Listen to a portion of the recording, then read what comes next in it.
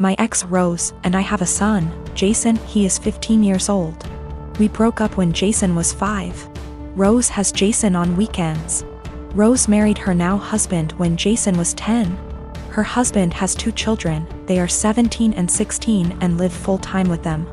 Jason has a few chores when he's with them and easily takes care of them, while his step-siblings don't do theirs and Rose take care of them. This has been the only point of contention between our son and her. He has talked with her and even went to therapy.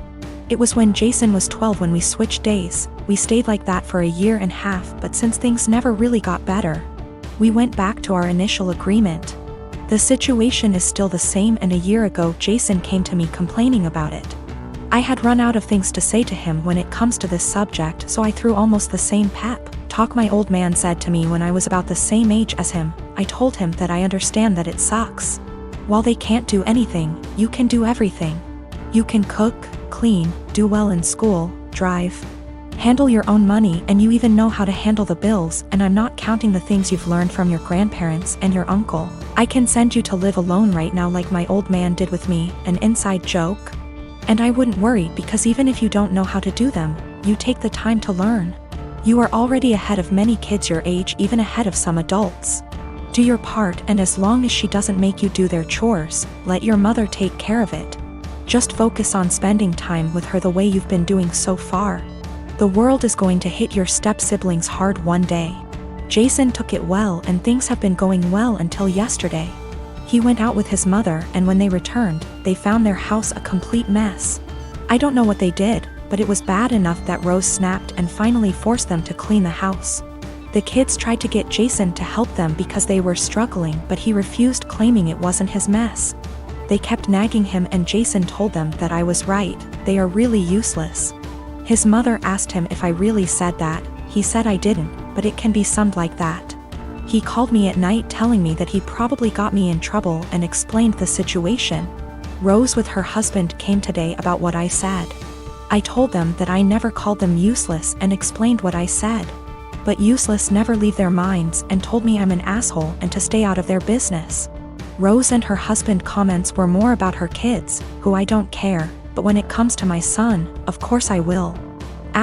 Jason wasn't standing there looking smug and calling them useless. He was in his room minding his business. The constant nagging and his mother's inability to stop them make him snap. That's when he called them useless.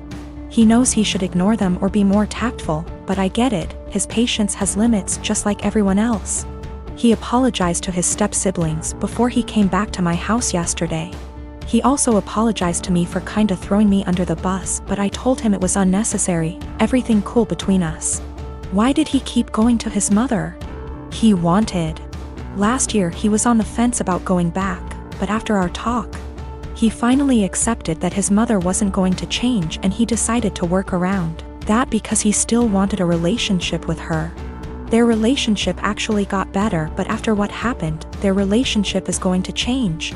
We have to wait if it is for better or for worse. Him and I talked, and he's still thinking about what to do, but he says that he'll probably do what he had planned last year. He will spend time with her but will not go to her house anymore. He's taking a few days to let things settle down, and then he'll let his mother know. She is not going to like it, but alas, she's not in a position to demand or ask. My boyfriend and I have been together for 2 years now. Every year at the end of summer, my boyfriend's family has a beach trip. They have a cute cottage that they go to visit a few times a year. Last year I was unable to join, but this year I was able to make it. I've met his family before many times, and we get along well, so I was looking forward to it. While I was packing, I was sure to include nicer dresses in case we went out, and even included a more modest bikini than I would usually wear. This one is still a bikini, but is full coverage unlike my others. I know his family can be a little more conservative, so I kept that in mind when packing. I even went over everything I packed with my boyfriend. On the trip was my BF and I, his younger brother, his older brother, his sister-in-law, and his parents.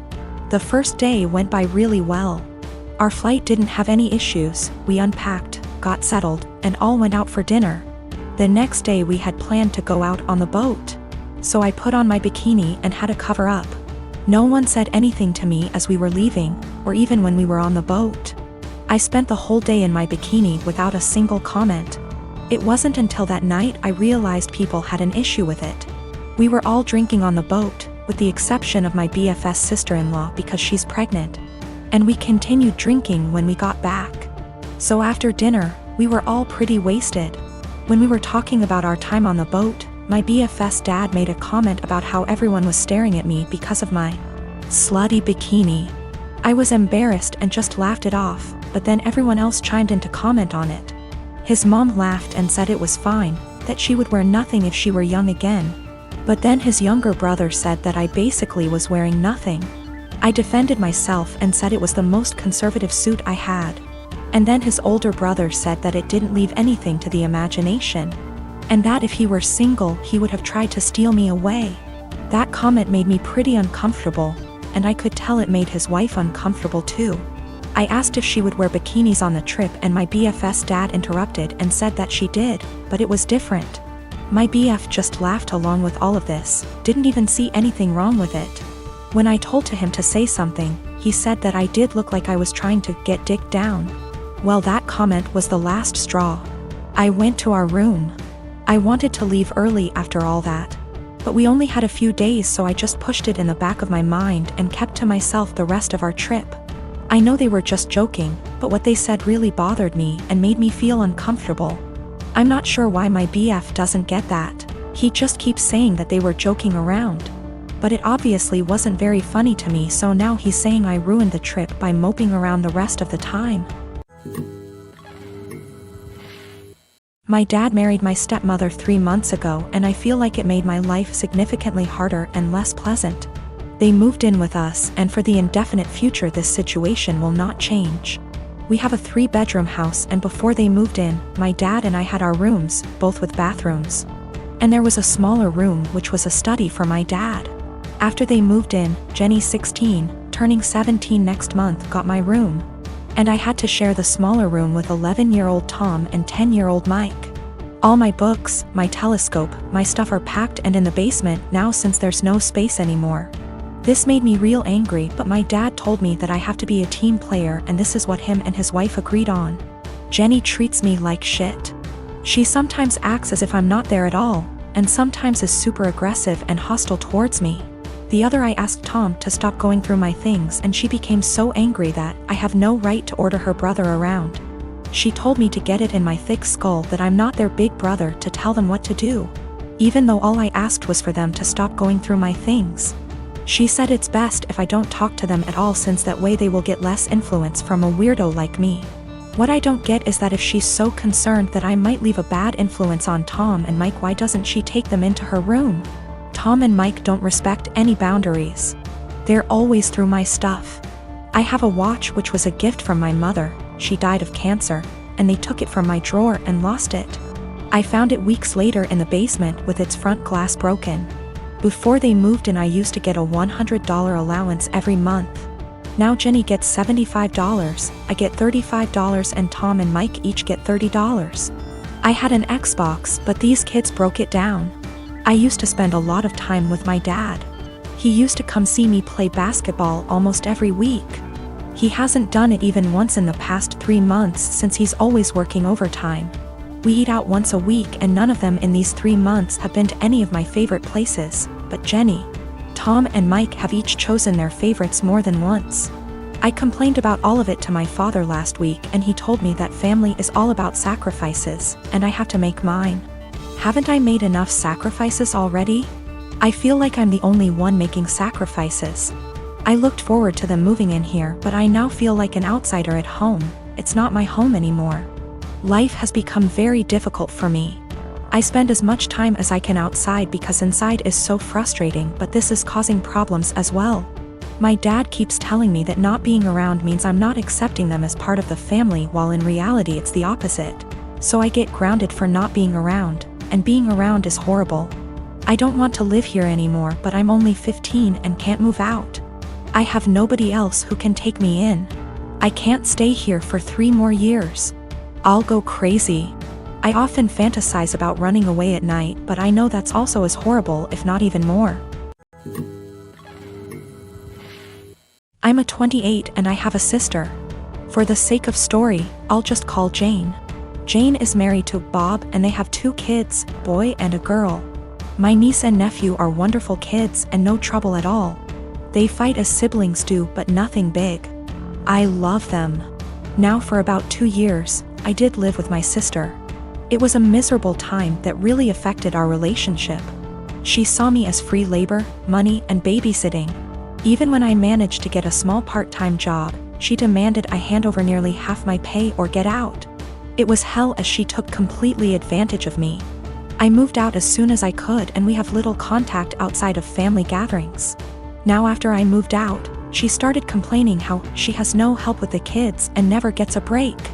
I babysit sometimes, but I have made it clear, just 'cause I am off work, doesn't mean I want an 8-hour day with my niece and nephew. Anyway, she started talking about how she wanted to foster a kid. Not a kid, but a teenager. I pressed her for more info on this.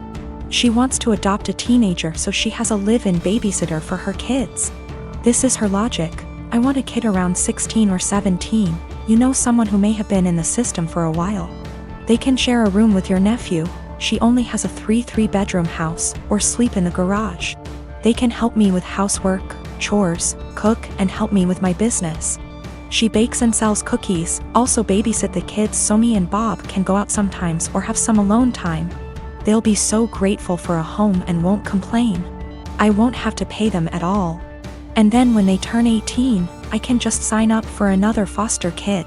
A teenager will be so much easier than a little kid. They will be grateful just to have a roof, food, siblings if they have been separated from their real ones, and clothes. I was horrified. Told her it was a horrible idea. She didn't listen to me. She went on with it anyway. About a month ago, a social worker showed up at my apartment to ask me some questions about my sister. She had put me down as a character witness or something like that. I immediately told the social worker why my sister really wanted to foster a kid and how she treated me when I lived with her. The lady thanked me.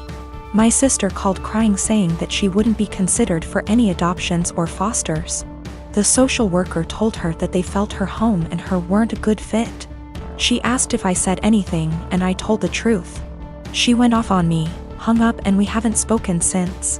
She has sent some angry texts. A couple family members are on her side. They think foster kids are dogs or something and would be so happy just to have a roof and would gladly do all the housework.